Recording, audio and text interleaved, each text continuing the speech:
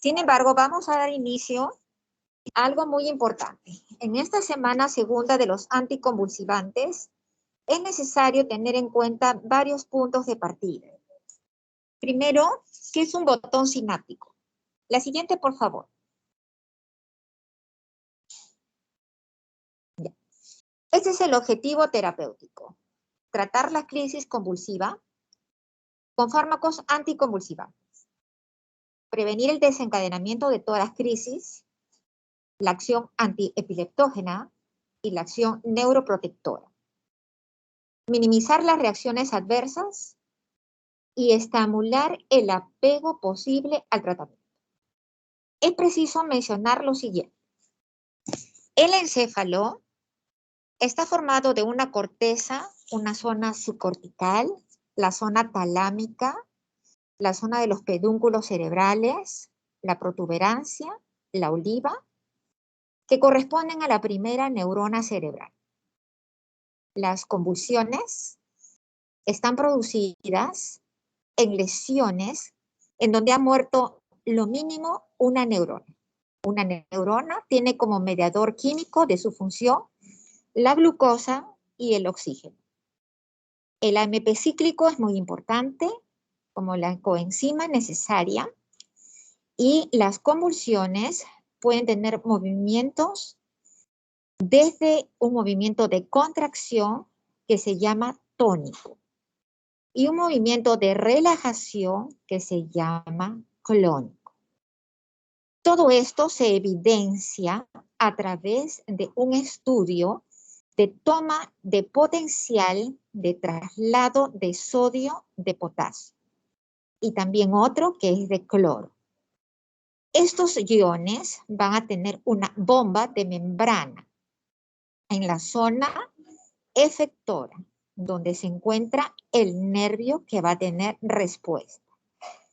La segunda neurona es romboencefálica y se encuentra en la médula espinal. Por ello, es preciso que ustedes definan correctamente la diferencia existente entre convulsión, que significa muerte de áreas territoriales en neuronas del encéfalo y también cerebelosas. Segundo punto, esta lesión quiere decir que las neuronas periféricas a la zona de la muerte neuronal, al no tener respuesta de contracción, de estímulo, de sensibilidad, de danza, de movimientos oculocefalomotores, de sueño, de estimulaciones neurovegetativas o las que correspondiesen a la postura, la contracción de esfínteres. Por ello es que esta es la lesión de la primera neurona. Esto es contracción tónico-clónica equivalente a convulsión. Segundo punto. La segunda neurona no tiene convulsión, tiene fasciculación. Quiere decir movimientos pequeños, irregulares, de contracciones en segunda neurona. Llámese miembros superiores, inferiores, medulares, espinales, de plexo braquial, y no hay en plexo lumbosacro, es raíz lumbosacra. Son características decusatorias de segunda neurona del epéndimo. Hasta anterior motora con 7 neuronas motoras.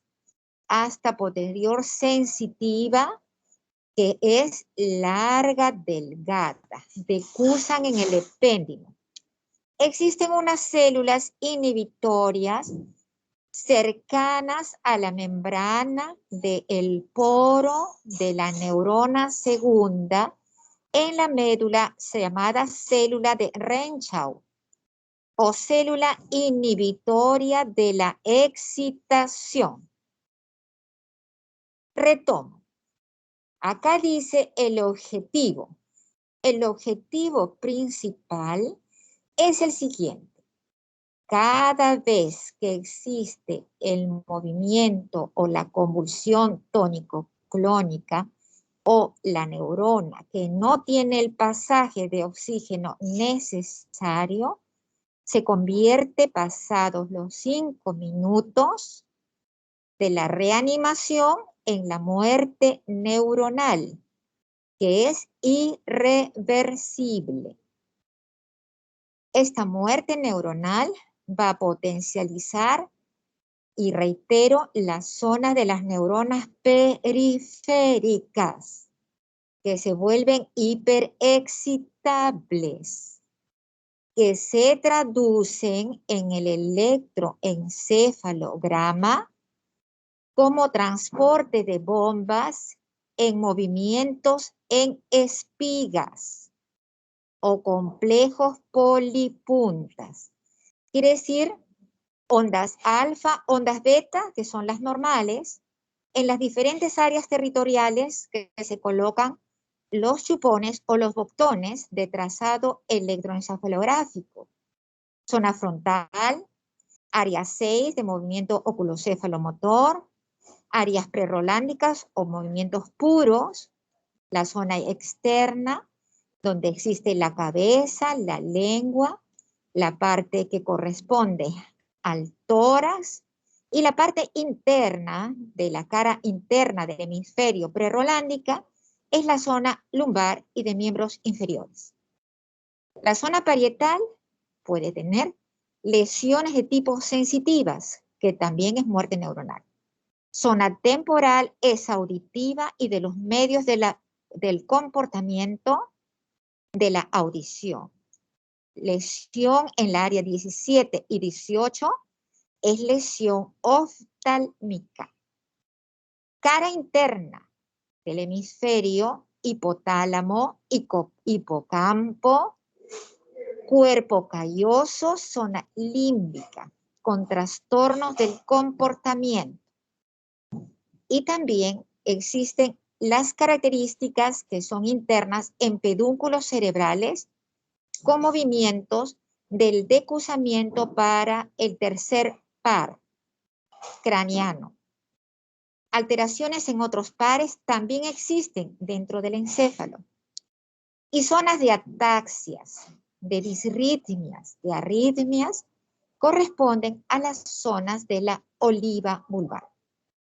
Es por ello que nosotros tenemos que tener en cuenta la minuciosidad en el examen clínico, el inicio de la convulsión, el tiempo de duración de ella, la frecuencia de la repetición de estas convulsiones, el diagnóstico certero, el esquema terapéutico a elegir y el pronóstico posterior al cuadro convulsivo.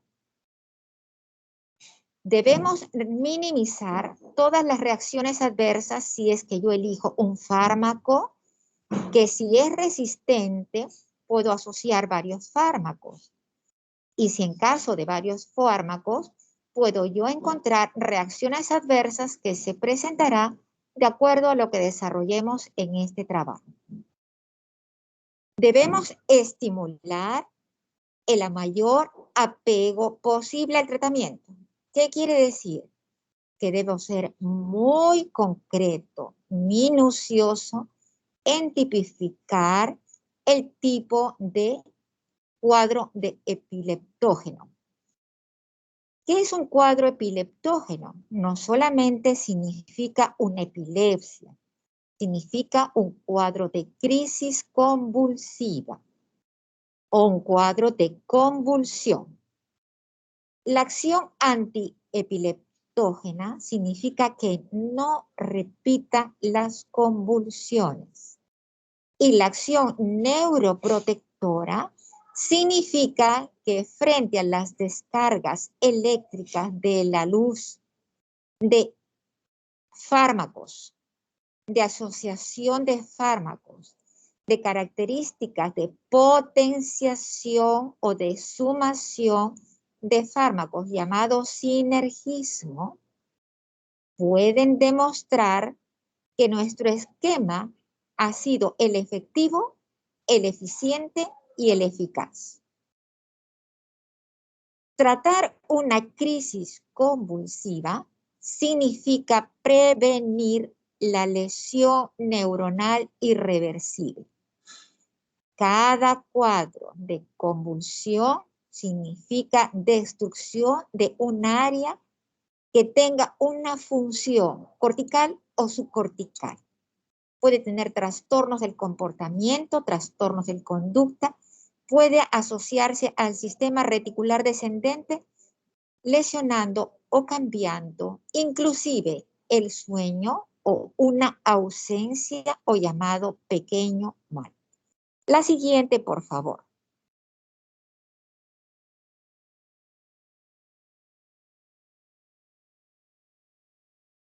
¿Cuáles son los problemas más frecuentes en el uso de los antiepilépticos o convulsivos? Primer punto. Voy a definir exactamente lo que ustedes conocen en el mundo de la emergencia. La emergencia clínica es aquella en la cual ustedes van a observar a un paciente que tiene varias etapas. La primera etapa es que se llama el aura. Quiere decir ello que tiene que tener las características de hipersensibilidad, movimientos de los ojos, lucecitas en los ojos, acúfenos en el oído y sabor o secreción metálica de la saliva. Luego viene el cuadro convulsivo o ictal. ¿Qué significa? El movimiento irregular de un dedo en las crisis jacksonianas, el movimiento de contracción de una mano o generalizado en ambas partes del cuerpo. Segundo punto, tienen ustedes las características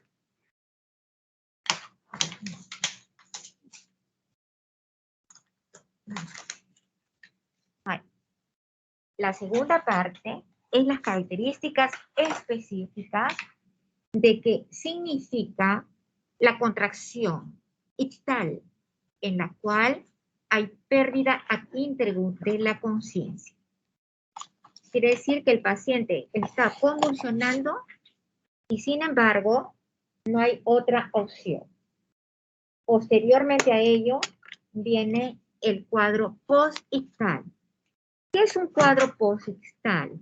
Significa la etapa de recuperación donde hay relajación de los esfínteres vesical y anal y pérdida de calor. Cuando comience el aura, es preciso que inclusive ustedes le enseñen al paciente o su familiar que no se debe movilizar, que no se debe sino tirar al suelo y protegerse la cabeza para no tener traumatismo encefalocraniano ni traumatismo epidural. La dura madre se separa en la primera lámina, que es la zona epidural, y se llena de sangre, produciendo un hematoma que comprime y que al cabo de 6 horas, si es que no es drenado, se produce la muerte por compresión y guillotinamiento de la zona rompencefálica.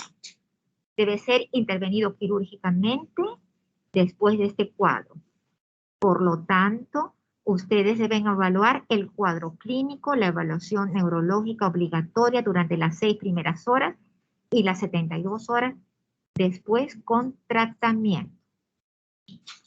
Los cuadros, así como existe de esta manera, se conocen en el mundo común y corriente como epilepsia o gran mal. Es conocido que el 70 al 80% puede no tener la causa o puede ser de hereditario. Sin embargo, las causas certeras no se han podido evidenciar hasta la actualidad, pero sí se conoce cómo se desarrolla la epilepsia o gran mal. Luego tenemos el pequeño mal. El pequeño mal, las características son patología de la infancia. El pronóstico es bueno. y se llama ausencia. En 10 segundos el paciente está en nada. Hay transmisiones mínimas, pero está convulsionando. Sin embargo, cuando uno coloca las manos para movilizarlo, no responde ni parpadea. No hay reflejos de reflejo palpebral, reflejo nasofaríngeo, no hay nada. Está en ausencia. La línea es isoeléctrica cerebral. No hay ondas alfa ni beta, ni teta. Es cero. Mientras que en la epilepsia las ondas son teta y complejos polipuntos. Cuando aparece en el área topográfica, en la zona 6 o prerolándica, frecuentemente del lado izquierdo o del lado derecho, se produce primero un movimiento oculocefalogírico que desvía hacia el lado de la lesión. Si yo tengo una lesión y miro hacia el lado derecho, el cuadro o la lesión del focus epileptógeno se encuentra en el lado izquierdo, porque decusa en la oliva. Y si yo tengo en sentido inverso, está en el lado derecho. Hay un movimiento que es en otro lugar, que es en la zona que es prerolándica cercano a la mano, donde hay un movimiento de un dedo pulgar. Eso se llama crisis de epilepsia de Jackson. Toda la corteza a la zona subcortical existe una córtico-depresión, córtico-subcortical, que se llama la parálisis descendente de Jackson. Algunos fármacos específicos se caracterizan porque ello va a producir las características de la neurodepresión. Sin embargo, algunos fármacos no saltan el centro respiratorio ni el centro cardiovascular, motivo por el cual se produce paro cardiorrespiratorio, necesitándose respiración de maniobras de RCP, y además de eso puede llevar a que lo intuben y ponerlo en una máquina ventiladora. El otro punto es la jaqueca de Horner o cefalea, que aparece en la zona temporal superficial derecha o izquierda. Duele la hemicránea, duele el ojo, duele y parpadea como tic, el párpado superior o inferior. Por eso se selecciona otro grupo de fármacos. Y hay otros cuadros epileptógenos que van asociados a otras patologías que no son necesariamente neurológicas ni idiosincráticas, y son aquellas que se conoce su etiopatogenia. Infecciosas como tuberculosis, parasitarias como neurocisticercosis, tenemos tumores intrínsecos de gliomas, de sarcomas, de neuroblastomas, metastásicos de cáncer de próstata y cáncer de mama. Por ello es tan específico que debemos saber la causa o la etiología o las características de nosología. Así es la palabra, nosología. Es preciso que ustedes conozcan también otra causa, que son los ictus apopléjicos, en las cuales ha habido hemorragias y estas van a producir la muerte neuronal y en la periferia se vuelven hiperactivas. En el botón sináptico ustedes van a encontrar las mitocondrias que van a producir los ATP. Las enzimas, las coenzimas y en la vesícula se fabrican los neurotransmisores, los cuales van a la periferia o el poro del botón sináptico. Se llega, se elimina la sustancia, frecuentemente las neurotransmisoras, que casi todas son neuroestimulantes. Acetilcolina, norepinefrina, dopamina, serotonina, y es muy importante el ácido gamma-aminobutírico o ácido GABA, el glutamato que es neuroexcitador. Y todos ellos, menos el ácido gamma-aminobutírico o GABA, Este es el único neurodepresor. Los otros son neuroestimulantes.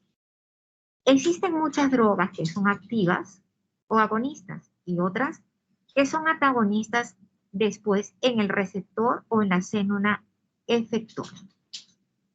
Es preciso también conocer y apreciar las proteínas G, las proteínas O y el complejo PIP2. En los receptores o canales, deben ustedes saber que estos canales son complejos para bombas de sodio con potasio y bombas de calcio 2 positivo. Estas son aquellas que van a estimular y van a formar a través de las proteinoquinasas una respuesta celular en mensajes de microsegundos.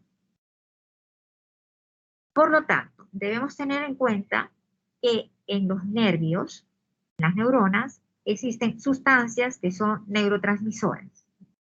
Pocas drogas son aquellas que bloquean la transmisión de inactivación, como son los bloqueadores, que está en la parte del capítulo que se llaman tricíclicos o los antidepresivos, y las enzimas inhibitorias, que son las anticolinesterasas.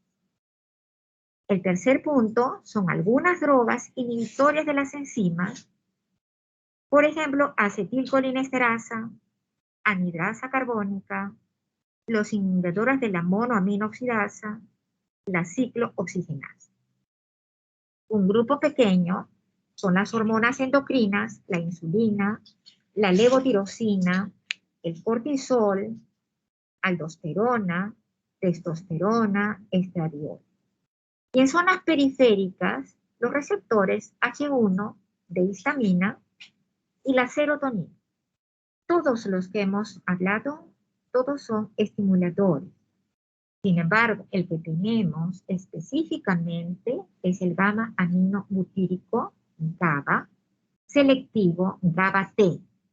También hay GABA alfa, GABA beta, GABA delta, pero el más importante dentro del estudio de los anticonvulsivantes es el GABA-T. Inhibidores de transporte son aquellas que van en el proceso. Los ionocanales de calcio, la 5-hidroxitritamina, la prostaglandina, el sodio positivo de canales locales, que activa el transporte de sodio-potasio de bomba más ATPasa de membrana. Cuando ustedes verifican en este cuadro, les he podido definir la selección de un fármaco. Para la selección de un fármaco deben tener ustedes en cuenta, primero, la eficacia. Quiere decir que va a ser acertado. La seguridad. Quiere decir que voy a conseguir la dosis titulable por kilo de peso o por metro cuadrado de superficie corporal. Y la conveniencia en el momento que se requiere y en el estado de emergencia, de urgencia o de mantenimiento. La frecuencia y severidad de las reacciones adversas, especial cuando es el uso crónico de estos fármacos. Las características farmacocinéticas complejas para la titulación de la dosis, quiere decir para la selección y el mantenimiento del fármaco, y la variabilidad en la respuesta, que puede ser tratamientos con respuesta positiva o con respuesta refractaria. Existen frecuentemente interacciones medicamentosas, por ejemplo, en el caso de las polifarmacias, donde no sé qué elegir y elijo muchos fármacos a la vez y no nos damos cuenta si uno es inhibidor o estimulador, o aquel que va a sodio-potasio de membrana, o aquel que estimula calcio. Entonces debemos saber y vamos a ir avanzando. Requiere la monitorización de la respuesta, la clínica, la paraclínica, la bioquímica, el electroencefalograma, el estudio gamagráfico del cerebro.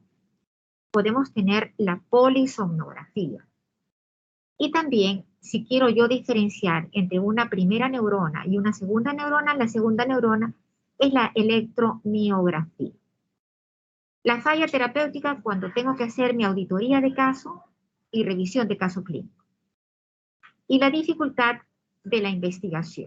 Quiere decir la falla en la adquisición del fármaco, el fracaso en la administración terapéutica, la no dosis adecuada. Además de eso, la selección y grupos de fármacos que no potencializan, sino uno inhibe y potencializa otra acción. Y la competitividad con otros fármacos en patologías con comorbilidades en pacientes. El siguiente punto, por favor. Si me ayudan. La siguiente, muy bien. El mecanismo de acción. He aquí, primero debemos estabilizar la membrana neuronal por diferentes mecanismos. ¿A qué conlleva? Primero, a que se cierre el poro. Al cerrarse el poro, ya se liberó el neurotransmisor, que es neurodepresor. O inhibir los canales de sodio.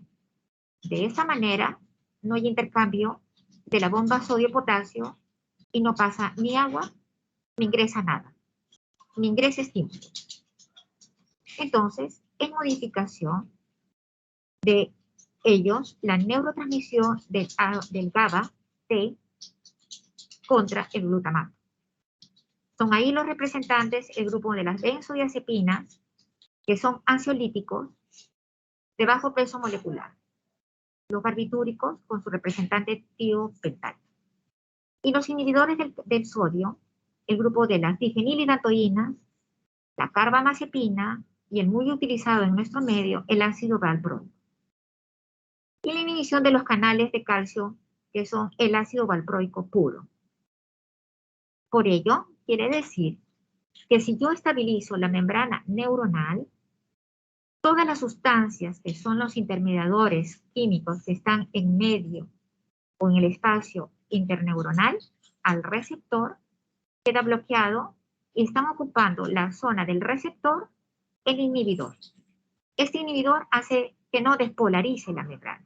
Al no despolarizar la neurona, no hay neuroexcitación, equivalente no convulsión. Equivalente no muerte neuronal. Equivalente mejor pronóstico. Equivalente alargar la posibilidad de otro cuadro de tipo convulsivo y evitar una crisis epileptógena o una crisis convulsiva, que es una emergencia muy grave. Muy grave. El siguiente, por favor.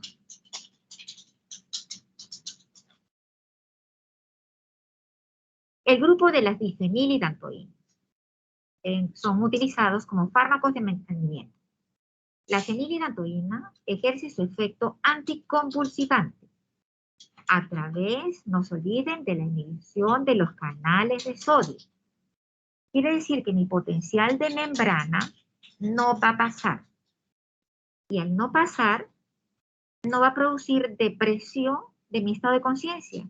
Y si va a ser de mantenimiento, quiere decir que está lúcido, que puede manejar y tomar su bicicleta, que puede escribir, que puede ir a la escuela, que puede tener acciones de trabajo, que debe seleccionarse qué tipo de trabajo para que no tenga riesgo laboral, y es muy eficaz. La eficacia anticonvulsivante es extremadamente útil en el tratamiento de las convulsiones parciales y de la gran mal o epilepsia. Y carece de eficacia, ojo, en la crisis de ausencia, que es pediátrica. O sea, en el pequeño mal no se debe seleccionar nunca el grupo de las difenilidantoínas. Y en las convulsiones febriles, que son pediátricas, se produce por la inmadurez del axón, donde las esfingomielinas no han crecido, no han rellenado los axones, de tal manera que al corte de anatomía patológica se ven transparentes. Una neurona con axón maduro es aquella que está blanca, que está llena, que es madura y que llega a los telodendrones de donde salen los botones sinápticos. Por lo tanto, es muy importante el grupo etario. La siguiente, por favor.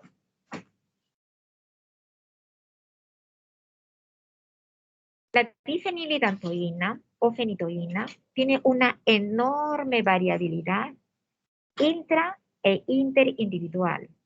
¿Por qué? Porque varía su absorción.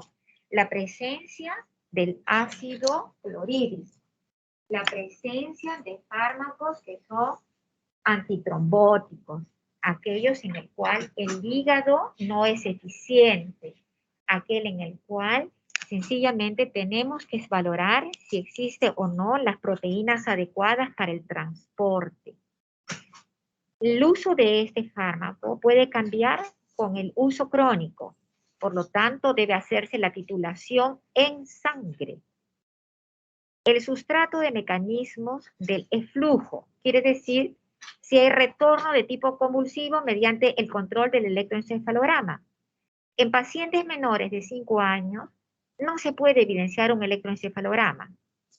No viene en este momento, pero sí es preciso indicarles que el electroencefalograma del paciente menor de 5 años de edad es inmaduro. Por lo tanto, es variable su imagen de ondas alfa, ondas beta, y pueden aparecer ondas tetas sin que esté convulsionando. Por lo tanto, no es un parámetro especial. Muchos de los preparados comerciales van a discrepar ampliamente en la absorción, determinando la variabilidad en la disponibilidad de los distintos preparados.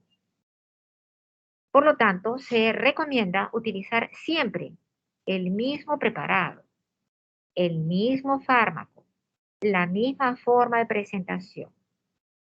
Y son necesarios los estudios de bioequivalencia para asegurar la intercambiabilidad entre los distintos preparados comerciales. Me refiero a que en los centros hospitalarios hay un lugar determinado que va a verificar el comité farmacológico, que indica qué fármaco terapéutico estoy eligiendo y de repente cambio a otro y se vuelve, entre comillas, convulsivante, porque no maneja la titulación adecuada, porque no logra alcanzar el nivel de despegue para inhibir una espiga o un spike.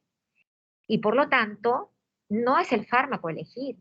Tenemos que buscar el que es selectivo y el comité farmacológico de cada centro hospitalario lo va a solicitar como pedido obligatorio si cambian las marcas. Sin embargo, la farmacopea y los estudios de la Dirección General de Medicamentos Nacionales es la que se encarga de ello. El siguiente, por favor.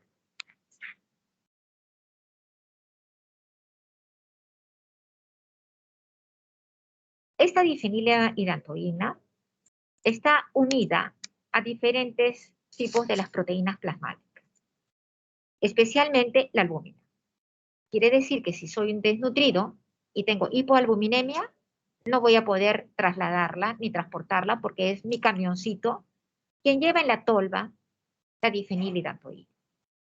Si yo soy un paciente nefrópata o tengo insuficiencia renal crónica terminal, definitivamente estoy perdiendo mucha albúmina en la orina que aparecen como globos. Así que soy perdedora en un síndrome nefrótico, en una insuficiencia renal crónica, en una enfermedad de los podocitos, en aquellos perdedores que son la glomerulonefritis lúpica, los pacientes que son portadores de una diabetes mellitus, u otras enfermedades como artritis reumatoidea o psoriasis, en las cuales van perdiendo la albúmina, o en patologías oncológicas donde no hubo el suficiente requerimiento, porque no lo ingirió, porque no lo absorbió, en enfermedad de Crohn, en tuberculosis intestinal, en aquellas patologías de desnutrición marasmáticas que son muy delgados, casi caquéticos, y cuando baja la albúmina aparece la nasarca y se vuelve en kwashiorkor, que es el otro tipo de malnutrición.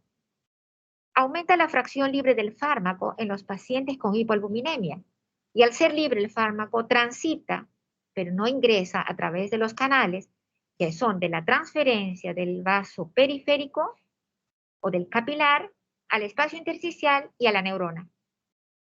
O aquel que no pasa la barrera hematoencefálica, o aquel que pasa y tiene mucha exceso, por ejemplo, en una madre que tiene insuficiencia renal o está gestando, va a pasarlo y va a producir neurodepresión fetal. Es un sitio potencial de interacciones farmacológicas con fármacos capaces de desplazar la difenilidantoína en su sitio de la unión con la albúmina, aumentando su fracción libre del fármaco y el riesgo de aparecer efectos adversos porque reconoce la célula o las otras células de otros tejidos o aparatos para poder definir que no actúa en el sitio específico. La siguiente, por favor.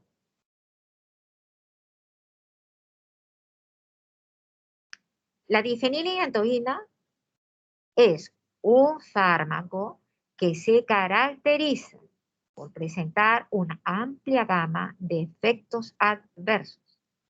Estos dependen de las vías de administración y de la duración del tratamiento. Quiere decir que yo puedo optar la selección del fármaco de difenilidantoína y, por decirles, seleccionar ácido valproico. Controlar mis parámetros, que no tenga memoria, y voy monitoreando con los parámetros clínicos. Quiere decir que mis reflejos no tengan hiperexcitabilidad, que no tenga auras, que no haya presentado nuevos ictus o que no tenga irritabilidad o trastornos del sueño. En algunos lugares, los grandes científicos están viendo que hay trastornos del sueño en los puntos de vigilia cercanos a los REM. Se concluye que debemos hacer estudios de polisomnografía. Dejo a mi paciente hospitalizado 24 horas o 12 horas como mínimo. Coloco en un lugar tranquilo, en un ambiente donde le tomo el electroencefalograma con el trazado y voy monitoreando la lectura de este tiempo sin fármaco. Al estar sin fármaco se deja la oportunidad de ver si aparecen los complejos polipunta, trazados isoeléctricos o las ondas teta que están convulsionando o las ondas alfa y beta que tienen buen mantenimiento con el fármaco. Por ello, se elige el esquema terapéutico, inclusive rotativo o seleccionando otro tipo de drogas. La siguiente, por favor.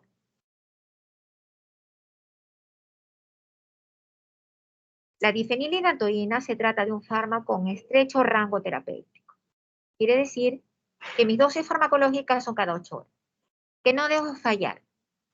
Mientras en otros fármacos, dosis es cada 24, acá cada 8 horas, no debo tener diarreas, debo monitorear mis proteínas, debo evaluar qué características tienen y debo monitorizar. Si no monitorizo y dejo a mi paciente al abandono, es caso perdido para el paciente, que es el importante, y caso por mí, porque es mi fracaso. Cuando se utiliza por vía endovenosa, su administración rápida puede producir arritmias e hipotensión arterial. Por ello, debo colocar un monitor de 7 parámetros y estar a la expectativa de si esas arritmias son bradicárdicas, para ver que si yo voy a utilizar un tipo de receptor específico del corazón, o voy a utilizar un neuroestimulador, o debo utilizar un fármaco cardíaco neuroestimulante. La siguiente, si fuera tan amable.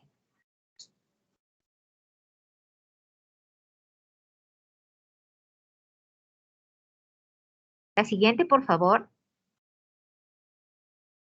La hiperplasia gingival es un signo de impregnación de la difenilidantoína, muy frecuente en los niños y en los adolescentes, hasta el 20% de los pacientes, durante el tratamiento crónico.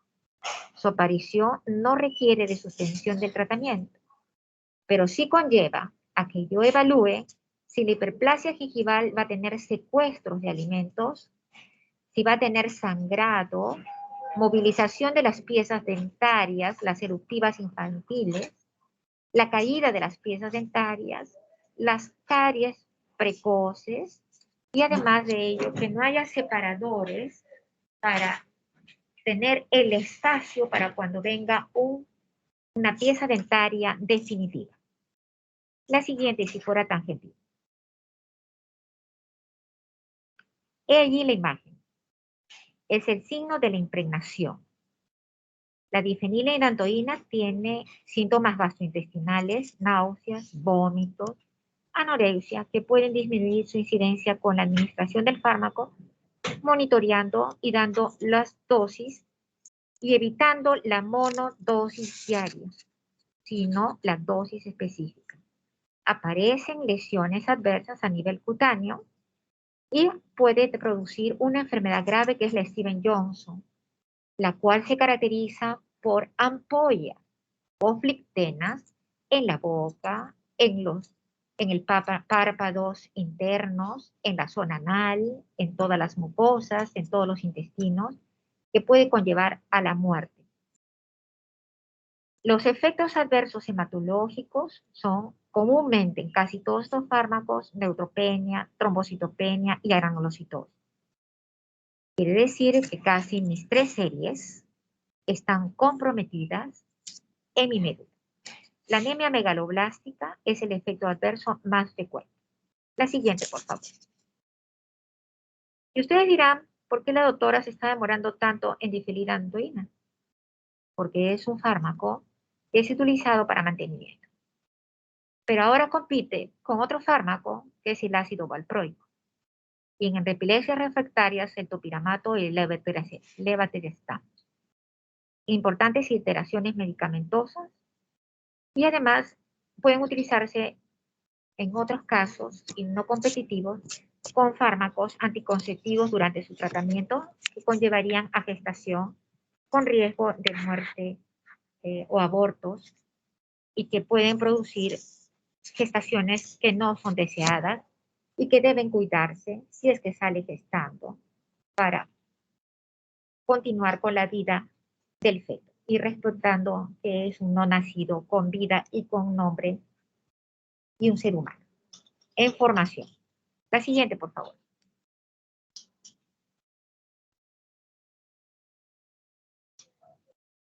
Se cortó. Sí. Hoy se cortó.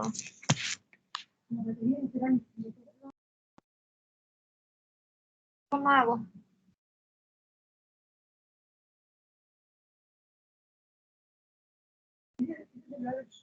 De mi esposo. Se cortó. Cortó. Ay, Dios mío. Ah, se cortó.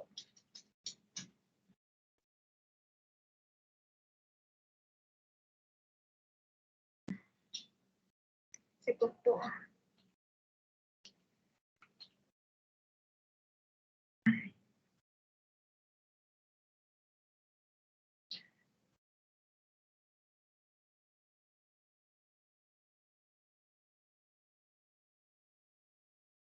Ah, no. Se me ha salido, ¿no? No, no puedo verlo ahorita. Sí se ve, doctora, carbamazepina. Ya, pero no puedo verlo acá. A ver quién ayuda, ratito. por favor, a la profesora. Puede salir y volver a entrar a la reunión, en Ya, todo caso. un ratito.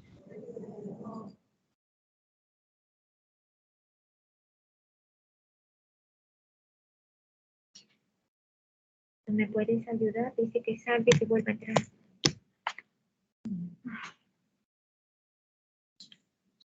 ¿Qué problema es, doctora?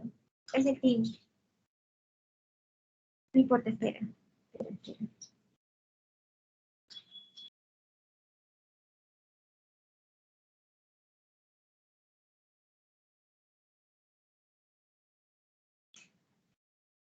Ya. ¿Me escuchan, por favor? Por favor, ¿me Sí, pueden doctora, escuchar? sí se le escucha. Le escucho, Bien, doctora. gracias. Gracias, muy gentiles, muy amables. Carbamazepina es muy importante. Bueno, todo es importante. En el mundo de la farmacología, todo es vital. La carbamazepina, efecto de absorción efectiva de los anticonvulsivantes en su acción de los canales de sodio, ubicados en la membrana neuronal, actuando sobre las neuronas de alta frecuencia de descarga. ¿Cuáles son las neuronas de alta frecuencia de descarga? Las motoras. Las de menor, las oftálmicas, las de menor, las sensitivas, pero ustedes tienen que saber que las motoras son las que necesitan el mayor movimiento de los canales de sodio, con grandes despolarizaciones de la membrana a canales iónicos positivos, compitiendo y movilizando potasio hacia afuera de la membrana. La que sigue. Su perfil anticonvulsivante es muy parecido a la fenilidantoína. Un ratito, por favor.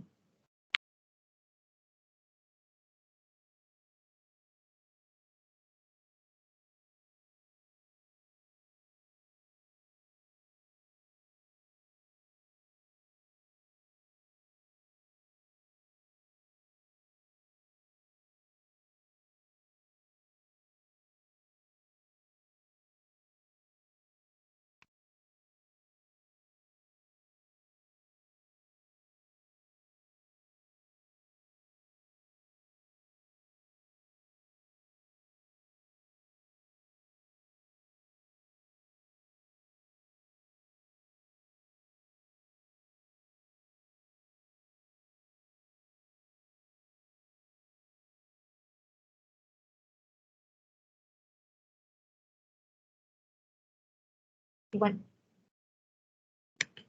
las convulsiones parciales simples y complejas y las convulsiones tónico-clónicas. No presenta eficacia en el tratamiento de la crisis, ojo, de ausencia en pacientes pediátricos, pero sí puede utilizarse en las cefaleas y produce empeoramiento de las mismas frente a la crisis de la ausencia. Entonces los pacientes se vuelven hiperkinéticos, distónicos, diaforéticos, aquellos que están sumamente irritables y de repente se quedan en el vacío. Eso quiere decir convulsión. O pueden tener un movimiento muy pequeño frente a una ausencia, como es el movimiento de la lengua, en donde ustedes ven que aparentemente se está mordiendo en la comisura labial la lengua de costado. Y eso es un equivalente convulsivo. Sin embargo, el paciente pediátrico no se da cuenta. O está en la lectura y se queda leyendo y después en nada. O en la escritura, el trazado de una escritura correcta y después rayas irregulares. O simplemente nada. Entonces, esto deben tener cuidado, que también van a aumentar las mioclonías o las fasciculaciones que parecen como signos de reptación, especialmente en la cara, en el bíceps, en el cuádriceps y en las crisis de atonía. En las crisis de atonía quiere decir que el paciente está laxo, sin respuesta y en cero de comunicación. Sin embargo, está convulsionado. La carbamazepina nunca se utiliza en esto. El siguiente, por favor.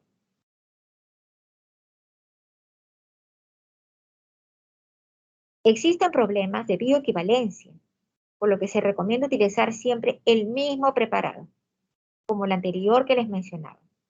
Es metabolizado a nivel hepático por la acción del citocromo 3A4, hasta el 10-11-epoxicarbamazepina, el cual es igual de eficaz que el compuesto original y que contribuye a la eficacia terapéutica de la carbamazepina y tiene relación con los efectos adversos también. La proporción entre carbamazepina y su metabolito es variable entre el INTA y el interindividual. Lo que hace a veces es que ustedes deben buscarle la dosis selectiva, porque la medicina es la ciencia y un arte. Los pacientes somos todos diferentes. Los pacientes tienen las mismas dosis que se han buscado en estudios estadísticos. Sin embargo, a veces puede dar menor dosis o microdosis que puede ser efectiva por la hipersensibilidad. Así que deben buscar las características y patrones elegibles para cada paciente. ¿Cómo se logra? Con la supervisión, monitoreo y control. No se olviden, todo es un orden.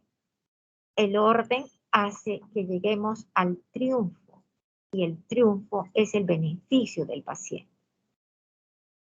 Si ustedes no tienen parámetros de control, todo es superficial.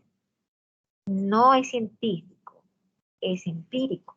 Y el empírico eran otros tiempos. Sin embargo, actualmente estamos viendo también que para cuadros clínicos nosológicos nuevos, también se ha buscado el fármaco como el que vivimos actualmente en la pandemia. Y otros fármacos, porque nunca hemos conocido lo que actualmente nos pasa. La siguiente, si fuera tan amable.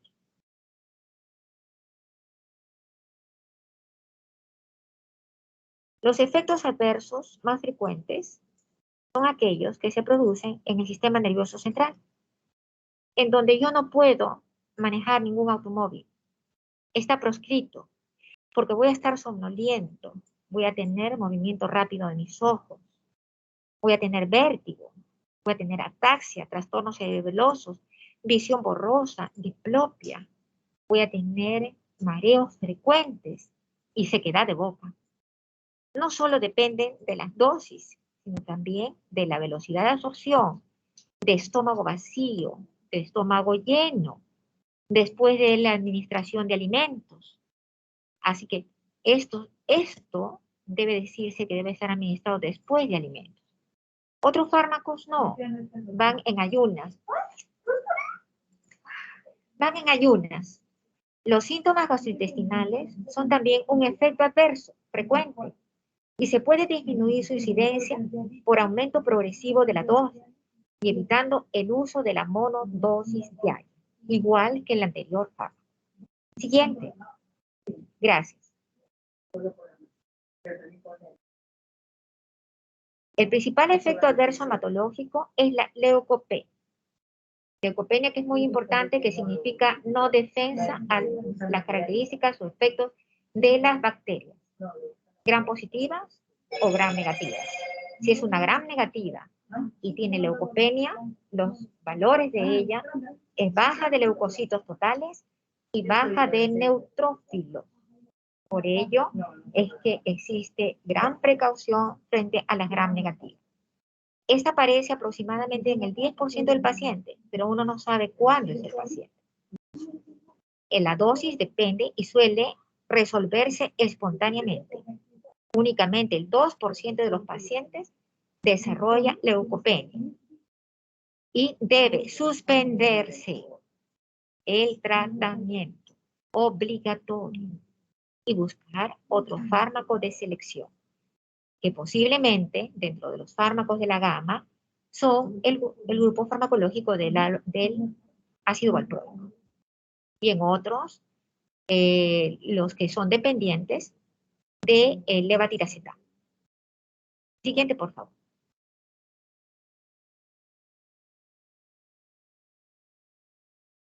Los antagonistas del calcio, la cimetidina, la isoniazida, los macrólidos, aumentan el nivel de la carbamazepina. La carbamazepina reduce los niveles de los fármacos, como son los anticonceptivos orales, la ciclosporina, los corticoides, todos los psicofármacos, especialmente los antipsicóticos, el haloperidol, la olanzapina, aquellos que pueden producir, por ejemplo, la quetiapina, van a producir gran depresión, hipotonías, hipotensión marcada, shock que lleva al paciente a shock trauma. La supresión de la carbamazepina en un paciente con anticoagulantes puede producir una hemorragia muy importante, especialmente el sangrado en napa en la zona cortical cerebral, comprometiendo todo el encéfalo. El siguiente. El ácido valproico, ya les acabo de mencionar en 4 oportunidades, es muy importante en la actualidad. Se utiliza como fármaco casi de elección y de mantenimiento en aquellos que no son resistentes. Su efecto es debido a que produce, después de la recuperación de los canales de sodio inactivados, va a permanecer allí la acción y va a ser de largo tiempo. A diferencia de los otros anticonvulsivantes, reduce la corriente de la entrada de otro ion, del calcio 2 positivo. Entonces tengo canal de sodio y canal de calcio, mientras que los otros son gamma, aminobutírico. Y se plantea que este mecanismo es el responsable de la eficacia en el tratamiento de las crisis de ausencia también, aparte de la etosuximida. El siguiente, por favor. Siguiente, por favor. Es útil en el tratamiento de las convulsiones parciales o generalizadas tónico-clónicas. Es el fármaco que es utilizado en el tratamiento de la crisis de ausencia de pacientes pediátricos. Es útil en el tratamiento de las epilepsias mioclónicas y en la prevención de las convulsiones febriles. El paciente pediátrico que tiene hipertermia es aquel en el cual se produce con la hipertermia, uno debe bañarlo con agua tibia. Debe lavarle la zona del encéfalo, la zona de la cabeza, muy bien, porque existe la fontanela anterior y la fontanela posterior y un buen secado. Y bajar la temperatura en forma permanente la hipertermia. Y pueden simplemente con el cambio de temperatura con el agua y su baño, sin otros fármacos se puede bajar la temperatura para no tener otros efectos adversos con el diclofenaco, con la talgina, con el paracetamol. Siguiente, por favor. Solamente por medios físicos. El que sigue, por favor. El ácido valproico se utiliza como valproato de sodio, que son semejantes al ácido valproico, pero mejor tolerancia digestiva. La anorexia, la náusea, los vómitos son los efectos adversos que son más frecuentes. Aparecen al inicio del tratamiento, pero después pueden mantenerse o desaparecer. Aumentan un poco de peso, les encanta la glucosa y especialmente ocurre esto en mujeres jóvenes. Las mujeres jóvenes también tienen predisposición a tener depresión, ansiedad y angustia. Los síntomas a nivel del sistema nervioso central, sedación, ataxia, temblor, pueden aparecer después de varios meses de tratamiento, por lo tanto requieren las nuevas evaluaciones. Siguiente, si fuera tan amable. La hepatitis fulminante es un efecto adverso gravísimo de 1 sobre 10.000. Puede no ser precedida por incremento de las transaminasas, ni las lipasas, ni la TGO, ni la TGP, y puede aparecer en las primeras 12 semanas del tratamiento. Existe un factor de riesgo en los menores de 2 años de edad y deben tener ustedes en cuenta que el paciente con parálisis cerebral deben elegir el fármaco, especialmente el grupo levetiracetam. La incidencia de estos pacientes existe de 1 sobre 600. El siguiente, si fuera tan amable.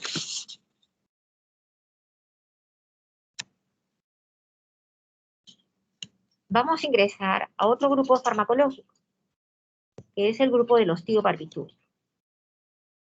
Hemos revisado la difenilidantoína para mantenimiento, la carbamazepina para las jaquecas de Horner, para también algunos cuadros que ustedes deben evaluar en el caso del ácido valproico.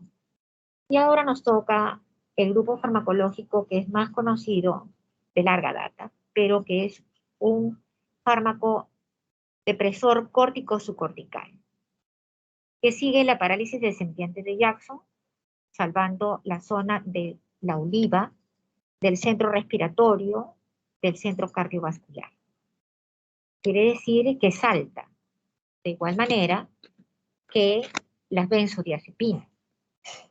Estos dos grupos farmacológicos, cuando aparecen los cuadros convulsivos, se pueden administrar por vía endovenoso, siempre lento. Las dosis farmacológicas son de 3 a 5 miligramos por kilo de peso.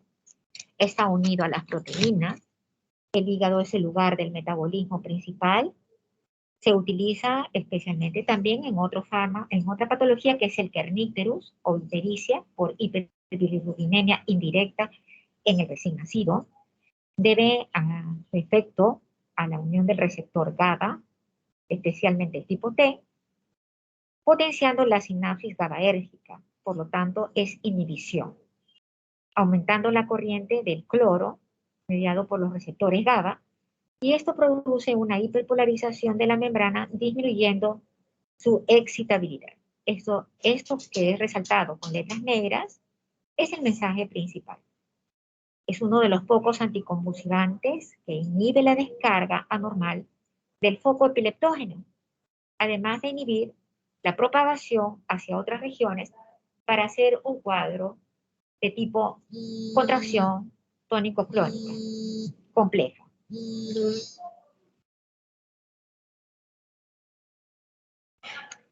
El que sigue, por favor. Aquí estas imágenes son muy importantes para que ustedes vean dónde son los puntos satélites. Aquí está el GABA, el etanol, las benzodiazepinas y el inductor del cloro. Entonces, estos canales de membrana neuronal son muy importantes. Entonces, son tan importantes que van a ser inductores. El fenobarbital, entonces, ustedes tomen en cuenta el canal sodio, el canal cloro, el gamma-aminobutírico, aquella depresión córtico-subcortical. Esos son los tipos de características específicas. En los GABAérgicos del nervio terminal, las succínicos y almidaldehído, el GABA negativo, la glucosa, el GAT y el GABA. Las benzodiazepinas son también otros fármacos que son muy importantes. El siguiente.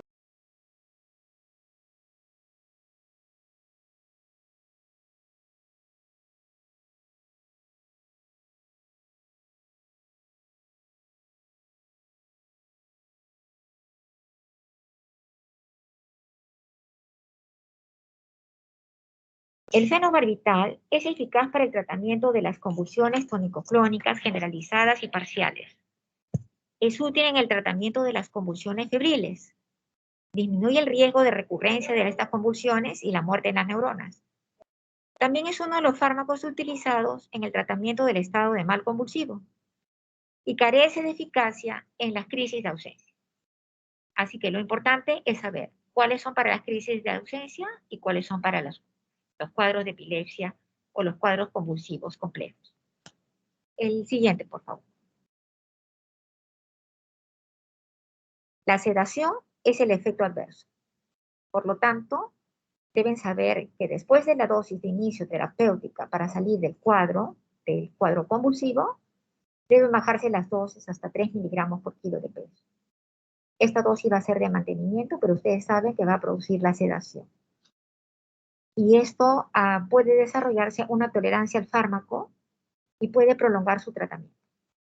Puede producir un efecto paradojal de hiperactividad, hiperquinesia, inquietud, nerviosismo en los niños, y los profesores creen que tienen mal comportamiento, y los padres igualmente. Sin embargo, no saben que es por el efecto farmacológico. Así que debe explicarse a todos ellos las características especiales. Y puede haber un retardo en el aprendizaje por deterioro de la acción cognitiva, de sus características de las relaciones en niños en edad escolar, y es preferible buscar posiblemente ácido valproico o tomazepam, lormetazepam y también levatiracetam. El siguiente, por favor. No se olviden de que puede haber ataxia, nistagmo, y el fenobarbital tiene interacciones presentes con otros neurodepresores, aquellos que utilizan y pueden producir una depresión grave del sistema nervioso central. El consumo del alcohol potencializa su acción y se convertiría en una anestesia. Han de evitarse los antagonistas de los receptores de la histamina. Y las benzodiazepinas también tienen efectos adversos en este grupo farmacológico. Por lo tanto, es inductor de las enzimas microsomales hepáticas, que es lo que menciono en el caso del Kerníteros. Su administración conjunta con el ácido valproico actúan en los niveles plasmáticos de fenobarbital y pueden aparecer efectos adversos con dosis bajas incluso. El siguiente, si fuera tan amable. El fármaco de elección en el cuadro agudo de un cuadro epileptógeno y que tiene un periodo de latencia entre 3 a 4 minutos, inclusive al minuto y medio, y se administra endovenosamente, son el grupo de las benzodiazepinas. Fármaco diazepam se administra, se calcula la dosis de 0.04 miligramos por kilo de peso, se carga en dosis única, se administra lentamente hasta que pare el cuadro convulsivo. Pasados 20 minutos, si no para, deben continuar una segunda dosis. Esperan 20 minutos, no para, cargan una tercera dosis. No para y van a buscar el uso de fármacos que no voy a mezclar benzodiazepina con fenobarbital. ¿Por qué? Porque van a producir el uno es GABAérgico y el otro córtico subcortical. Van a producir un cuadro de sinergismo, pero de efecto. Por lo tanto, conlleva al paro cardiorrespiratorio. Así que elegiría inclusive la invernación farmacológica, utilizando este anticonvulsivante unido a difenilidantoína. O puede utilizar otro fármaco que puede ser el ácido valproico. Y en casos que verdaderamente la crisis convulsiva se repite en 30 minutos, en 3 oportunidades, y en 6 horas se repite en 6 oportunidades o más, la indicación es administrar anestésico general.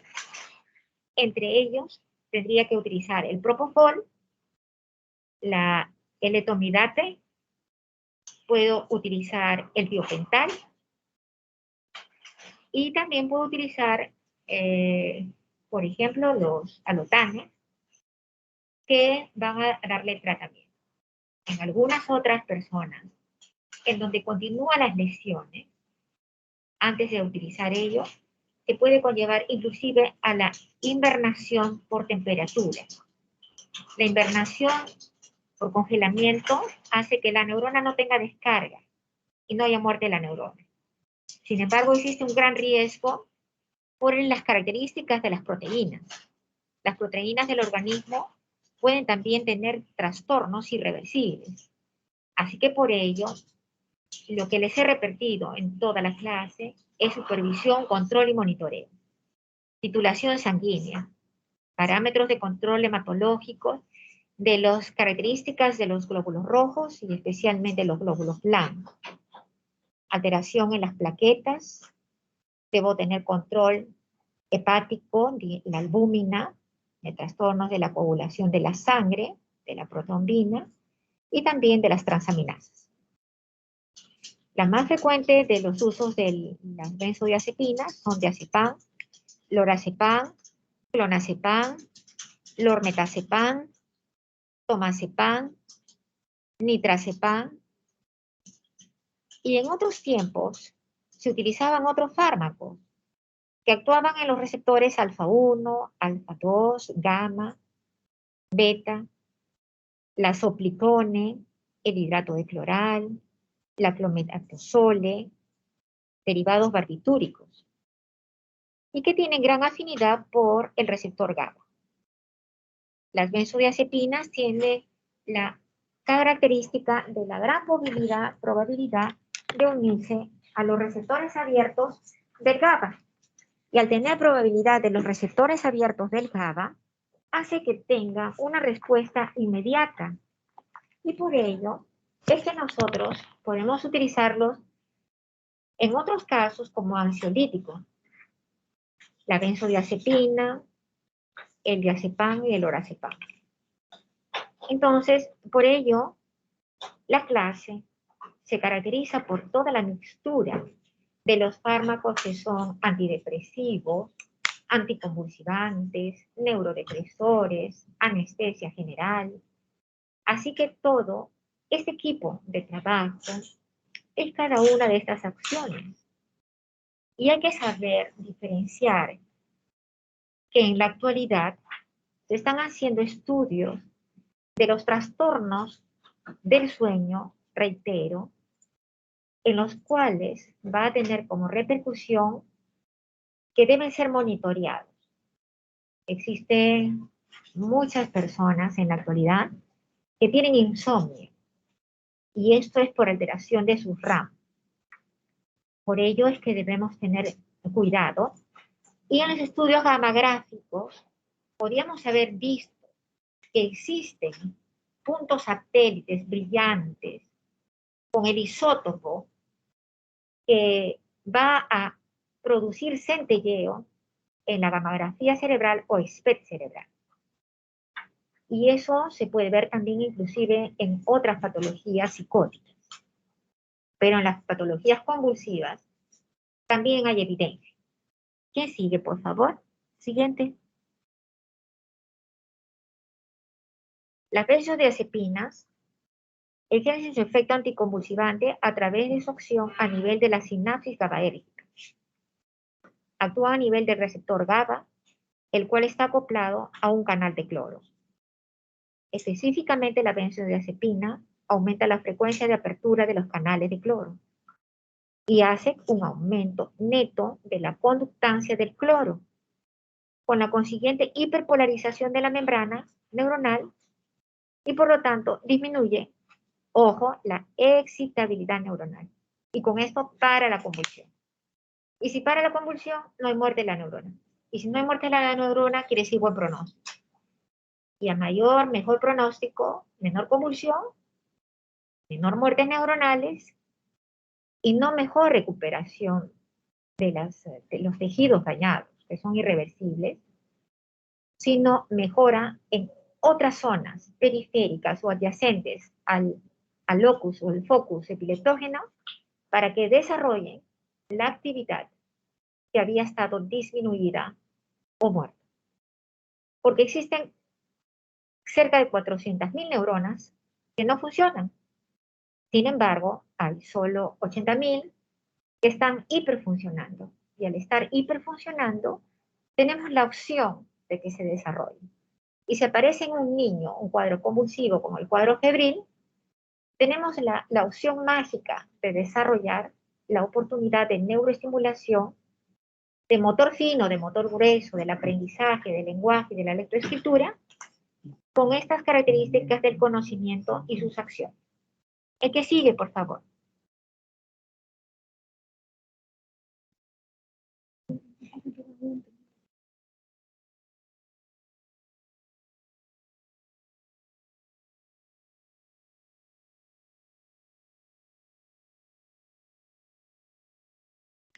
Aquí, esta figura es recontra importante. Muestran los canales de transferencia neuronal de los neurodepresores. Cómo entran en simbiosis y cómo están en el potencial de membrana. El potencial de membrana y el punto intermedio donde ingresa el cloro. Y la bomba del sodio-potasio. Y luego los otros que son el mismo receptor GABAérgico y la inducción de estimulante de las mitocondrias y también de todas las enzimas. ¿El cuál es el que sigue, por favor?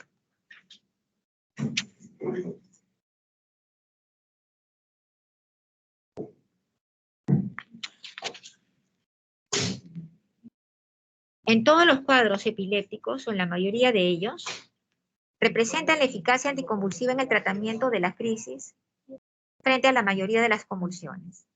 El desarrollo de la tolerancia se produce en los pocos días y limita su uso de tratamiento crónico. Por lo tanto, se debe elegir un fármaco de mantenimiento después de que se ha suprimido la crisis convulsiva. Las más eficaces en este instante, al principio, es el diazepam.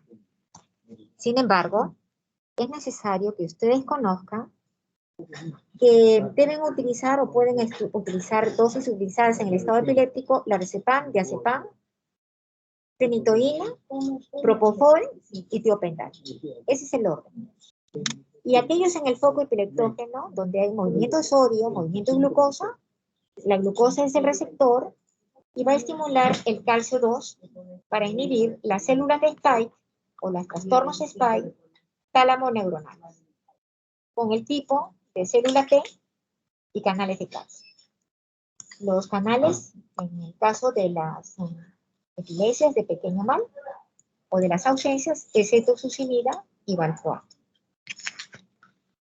En el caso del uso de la carbamazepina, el valproato, la fenitoína, la motrigina, topiramato, vigabatrina, fenobarbital, gabapentina y tiagalina, son aquellos que van a utilizar el receptor GABA, el receptor cloro.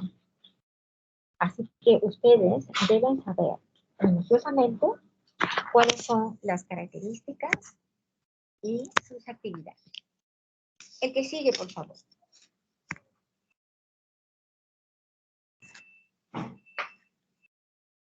¿Me ayudan, por favor, el que sigue? La motrigina es eficaz en todas las crisis tonicoclónicas, generalizadas, las crisis parciales, las ausencias típicas, las atípicas, las miocrionías, las crisis atónicas.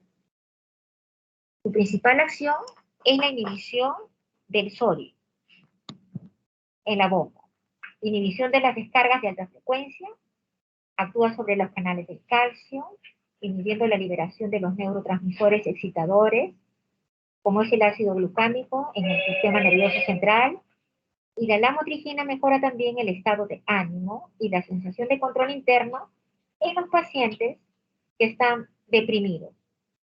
El paciente deprimido tiene alteración en la serotonina y tiene mejoría con la lamotrigina, verificando la acción y potenciando del GABAérgico. Y sonríe, porque para el paciente deprimido es muy difícil sonreír. La palabra que aflora frecuentemente es estoy triste. Y es una tristeza sin fin. Y ya eso hace que tenga inseguridad. Y la inseguridad los limita.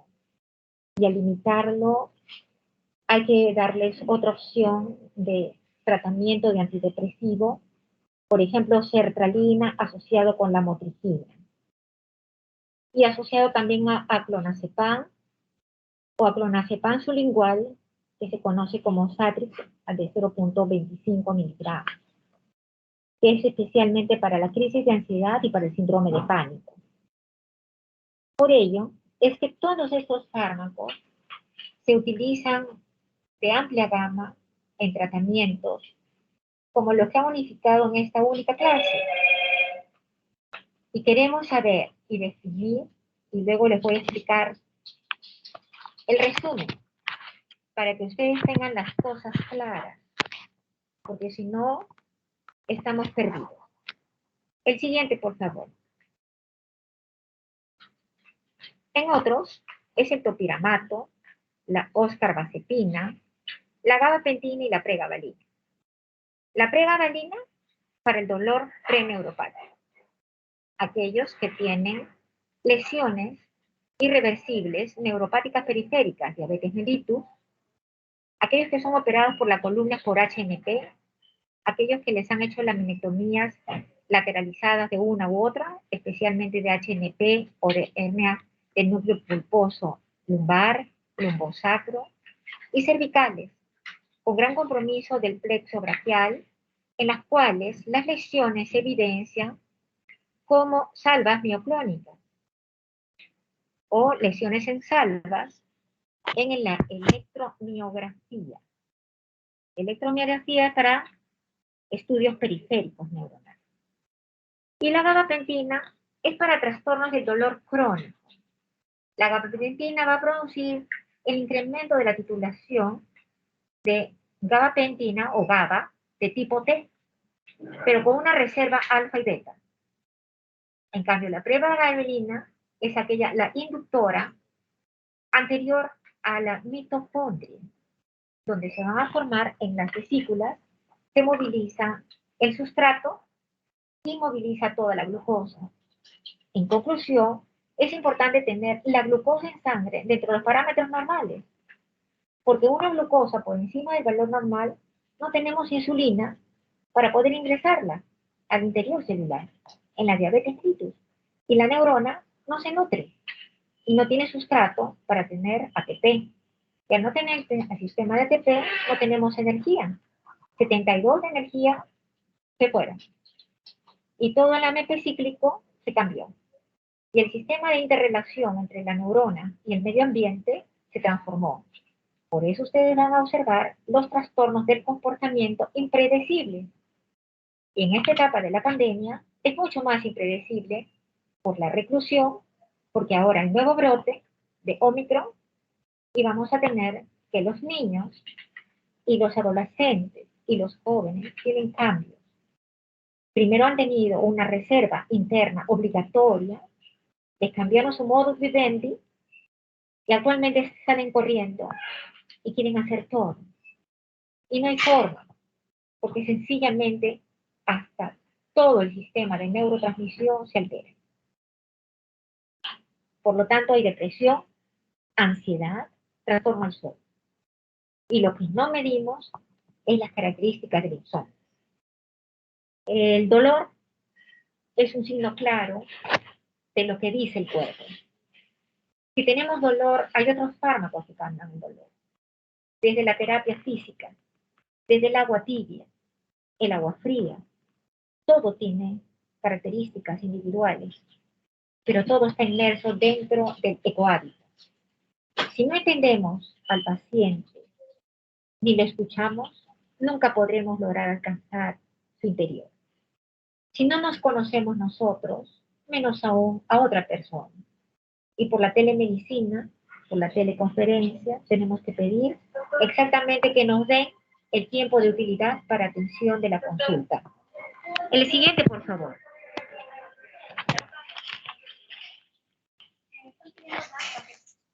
Los nuevos antiepilépticos no afectan el sistema microsomal hepático, como es el caso de la gabapentina y tiagabina. Por ello, no hay alteraciones en la albúmina, no hay alteraciones en la protrombina, no hay alteraciones en los microsomas, no hay alteraciones hepáticas. Los costos son menores y además las dosis pueden ser únicas o dobles en el día y no triples ni cuádruples.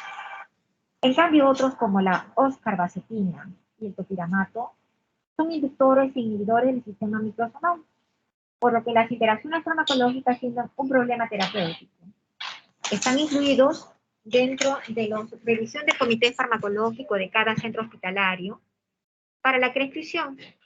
Y la lamotrigina actúa como un inductor del sistema microsomal hepático que mejora su estabilidad. El que sigue, por favor.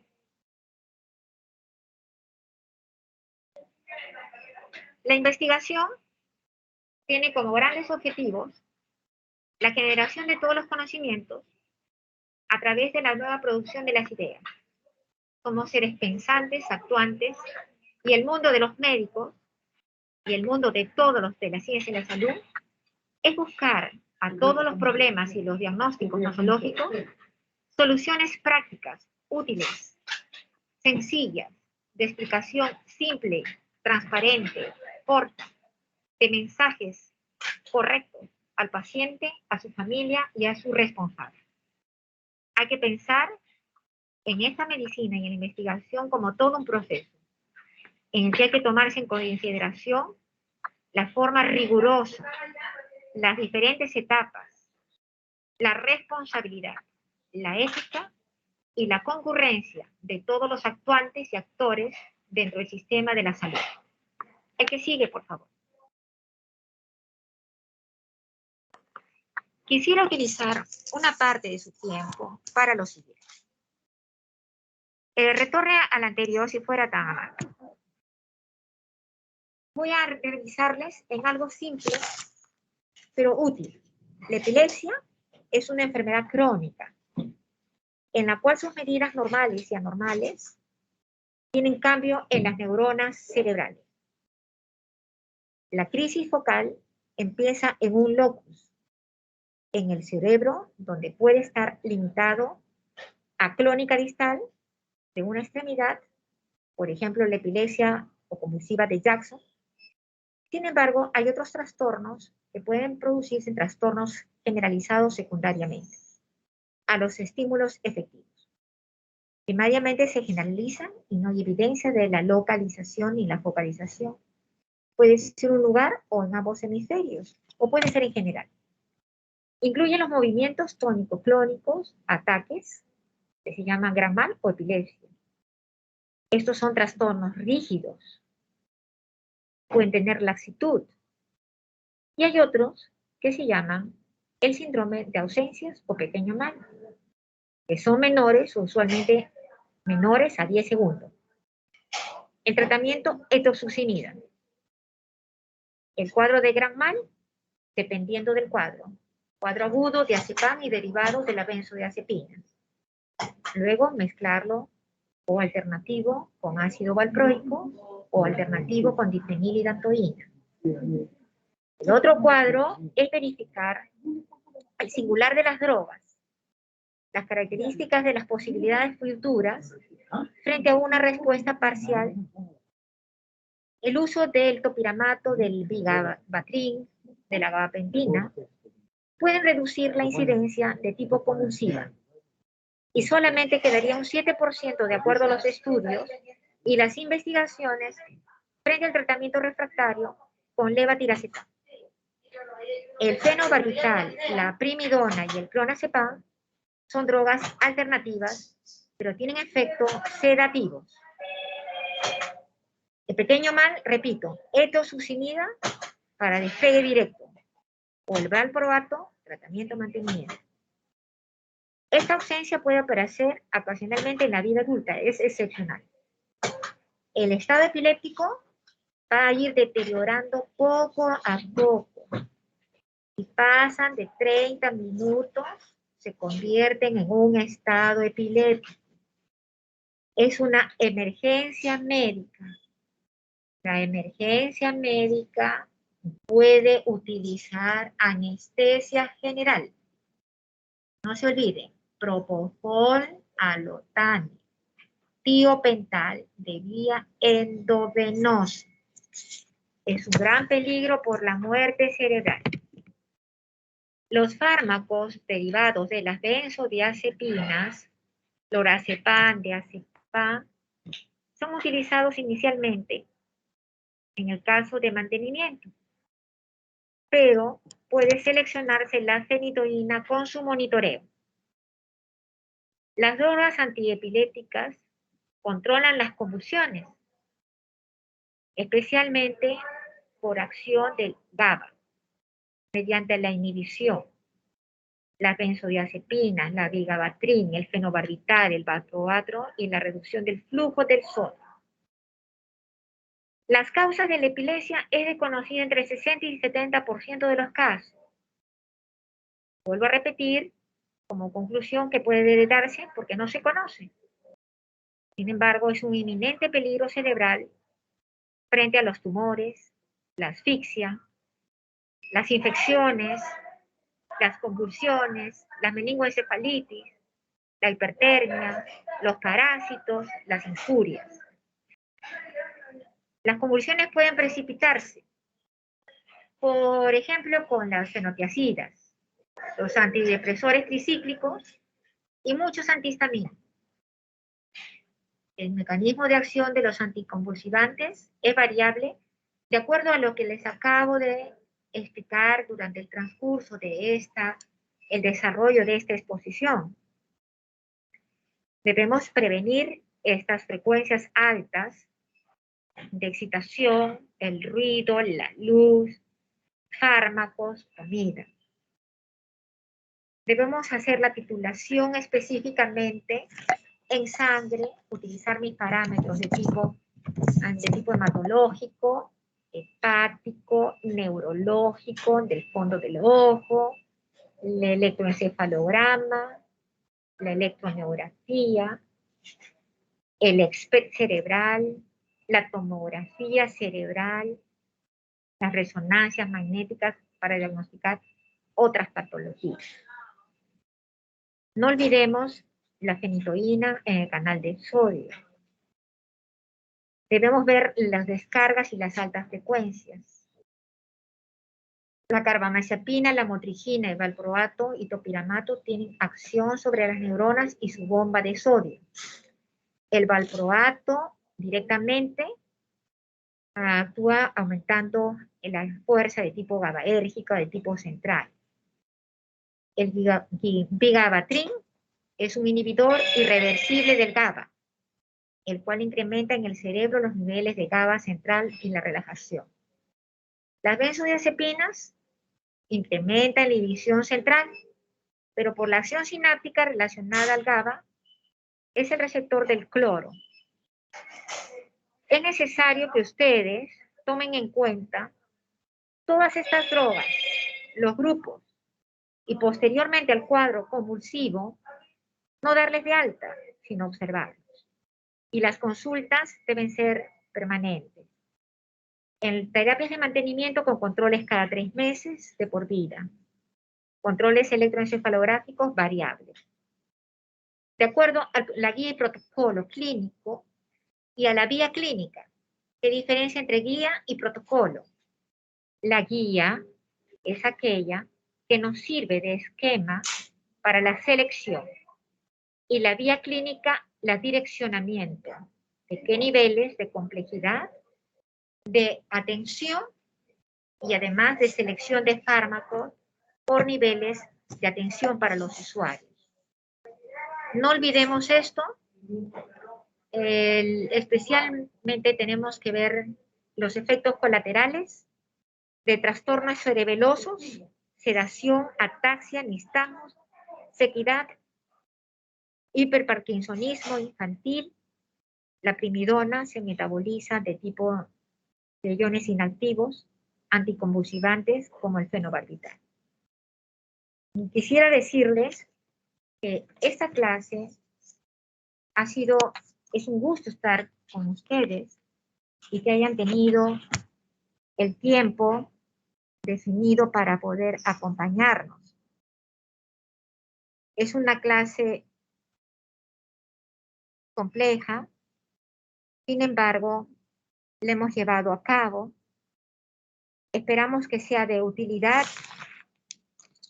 y les agradezco la atención prestada durante estos minutos o casi más de minutos. No olvidemos que debemos tener en cuenta los ansiolíticos, como son las benzodiazepinas, los antidepresivos, amitriptilina, buspirone, y el citalopram para la crisis de pánico. Todos estos fármacos están unidos. Sin embargo, se tipifican y se unifican de acuerdo al grupo farmacológico y la patología. Muchas gracias por vuestra atención. Sería conveniente que vuestro delegado tome la asistencia si fuera tan gentil. Sí, doctora, muchísimas gracias por la clase. No sé si habrán comprendido, les agradezco toda la atención prestada. Es una mixtura de conocimientos. Es importante tener en cuenta el encéfalo y todas las partes neuroanatómicas. Segundo punto es qué tipo de convulsión o si es contracción. Si es por el grupo etario o si existen otros diagnósticos. Es correcto ya la supervisión y el control. Y es ético decir la verdad. Y al paciente monitorearlo y luchar por seguir estudiando y seleccionar el fármaco que debe ser elegido, no solamente para la emergencia médica, sino para el tratamiento de mantenimiento. Es por ello que esta clase es muy, muy compleja. Sin embargo, he tratado en lo máximo posible explicarlo con mucho respeto. Muchas gracias. Gracias a usted, doctora. Gracias a usted, doctora. Gracias a ustedes. Muchísimas gracias. Y por favor, si pudieran tomar la asistencia, porque tenemos que reportarla a nuestro jefe de cátedra, el distinguido doctor Tomás Gargurevich, que está presente en este momento. Sí, doctora. Ahora voy a llamar listo.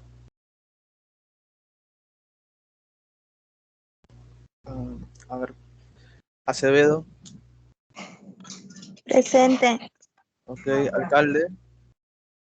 Presente. Ok. Bautista. Presente. Ok. Bernuy. Buenas tardes, presente. Buenas tardes. Ok. Blanco. Bonifacio. Buenas tardes, presente. Buenas tardes. Cajo López Sebastián y Cajo López Nicole. Presente. Presente. Ok. Cárdenas. Presente. Ok. Chac. Presente. Ok. Chipana. Presente. Ok. Wolfer. Presente. Ok. Cornelio. Damas. Presente. Ok.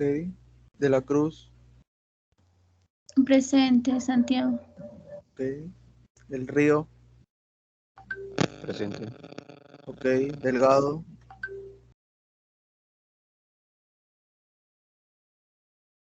Enríquez. Presente. Ok. Flores Guamán. Presente, Santiago. Ok. Flores Marcelo. Presente. Ok. García Briceño. Presente. Ok. García Morales. Presente. Ok. González Alcalá. Presente. Ok. González Arias. Presente. Presente. González Gamboa. Presente. Ok. Granados.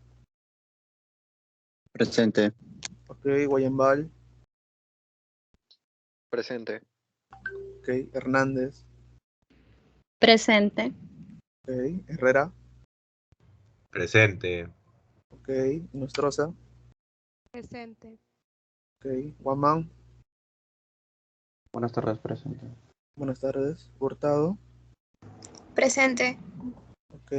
Hidrogo. Presente. Ok. López. Presente, buenas tardes. Buenas tardes. Lozano. Presente, buenas tardes. Ok. Buenas tardes. Mandujano.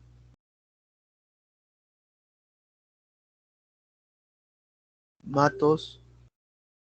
Presente, buenas tardes. Buenas tardes. Mena.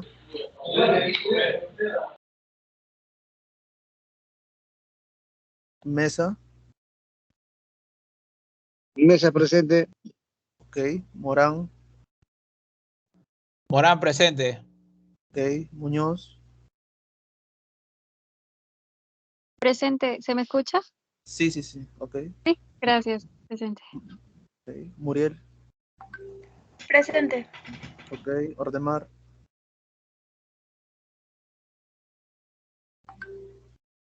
Osorio.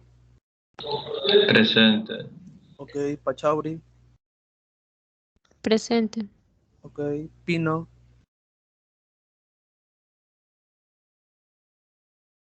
Quicha. Presente, buenas tardes. Buenas tardes. Quispe Bardales. Presente, buenas tardes. Buenas tardes. Quispe Cucho.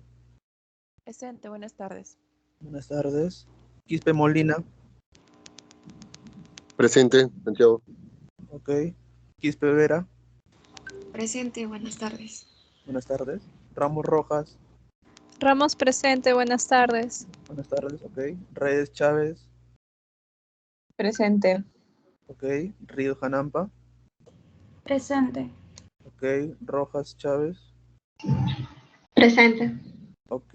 Rojas Reyes. Rosales Yupanqui. Buenas tardes, presente. Ok. Sáenz. Presente, buenas tardes. Buenas tardes. Salvatierra. Buenas tardes, presente. Buenas tardes. Sánchez de la Cruz. Presente. Ok. Seminario. Presente. Ok. Tantalián. Presente, Tantaleán. Ok. Tumelán. Presente. Ok. Vargas González. Presente. Ok. Villagómez. Presente. Ok. Villegas. Presente. Ok. Zavala. Presente. Ok. Zabaleta. Presente. Ok. Ya chicos, pueden retirarse. Recuerden la práctica de esta semana de farmacovigilancia. Coordinen con sus doctores. Y la próxima semana empiezo por el último llamando listo. Buenas tardes con todos.